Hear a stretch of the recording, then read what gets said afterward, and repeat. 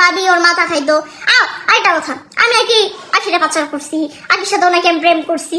ওর family যে মানে আমি বলি আপনার কাছে এক কথা বলবে, আমার কাছে আরেক কথা বলবে, মানে দুই মুখা সাপ আছে না, এর থেকে বাজে ওরা, এর থেকে ভয়ঙ্কর ওরা।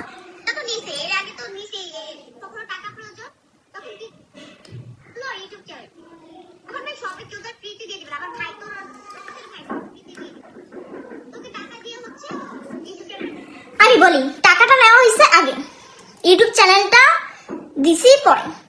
টাকাটা ধার নেওয়া হয়েছে, টাকাটা আগে নেওয়া হয়েছে। ও কিভাবে বলে?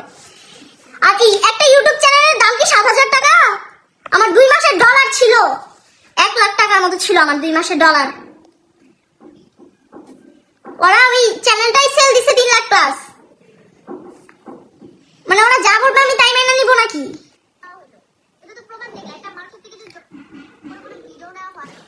আমি বলি ও বলো না, জোর করে যদি কোনো ভিডিও নেওয়া হয়, ও তো পোল্টি খাইছে, ওর ফ্যামিলির দিকে যাবে, তো ওর ফ্যামিলির দিকে তো যাবে। ঠিক আছে আমি বলি জোর করে ভিডিওটা নেন। আমি কিন্তু আগের ভিডিওটা যে ছাড়ছি, যে ভিডিওটা দিছি আপনাদেরকে কালকে, ওই ভিডিওতে আমি বলছি আমি এসব বিষয় বুঝি না, ভাইকে আমি বিশ্বাস করতাম, তাই আমি বলছি ভাই আমাকে এটা সেল দিয়ে দাও। ভাই বলছে আমার লোক আছে, আমি সেল দিয়ে দিতে পারবো।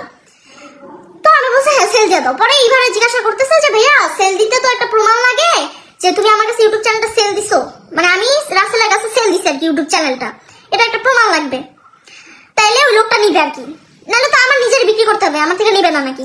ঠিক আছে আমিও সুন্দর মতো ভয়েস দিতেছি, পর ধমকি মারলো, ধমকি মারছে হাসতে হাসতে বলো মানে এরকম একটা ঝামেলা গেছে, দেখেন মুড অফ, কান্তাছি আমি এরকম ঝাড়ি মারি মাইরা।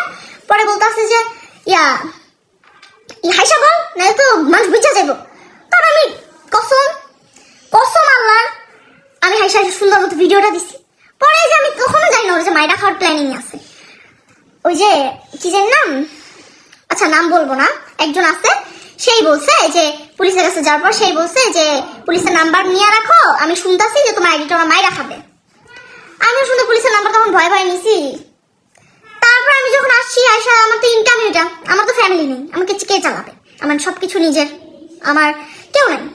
সবাই দুর্বল পায় নিচ্ছে আমাকে। ওই যে ইবাদের বাসায় ছিলাম, ভালো ছিলাম, তাদের মানে কিছু হইতাছে না, তাদের হিংসা তাদের ভিতরে, আমার তো ভালো থাকা ওদের ভালো লাগতেছিল না, এই জন্য নিয়ে গেছে আর কি।